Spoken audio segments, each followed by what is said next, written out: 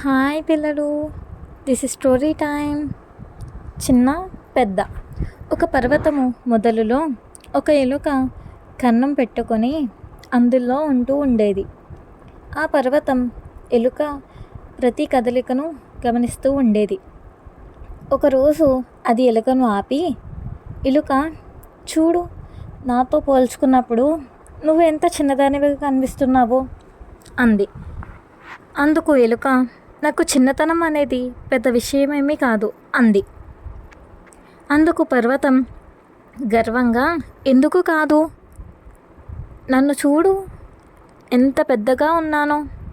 వడగళ్ళు తుఫాన్లు కూడా నన్ను ఏమీ చేయలేవు. మేఘాలు కూడా నా ముందు మోకర్లుతాయి. అందుకే పెద్దలు పెద్దవాటి వల్ల ఉపయోగం ఉందంటారు.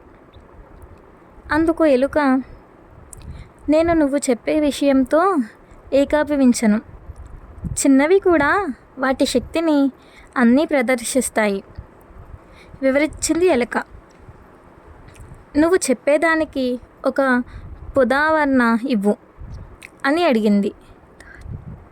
ఒక కారణంగా అది గద్దించింది.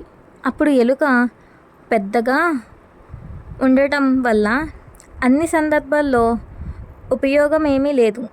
ఉదాహరణకు, ఇంత పెద్దగా ఉన్న నువ్వు నీకు కన్నం వేయకుండా నన్ను ఆపలేవు రెట్టించింది. ఆ విషయం విన్న పర్వతం సిగ్గుపడింది. చిన్నవాటి మీద తక్కువ చూపు ఉండకూడదనే విషయం ఆ పర్వతం గ్రహించింది. బాయ్ పిల్లలు, లైక్ అండ్ సబ్స్క్రైబ్.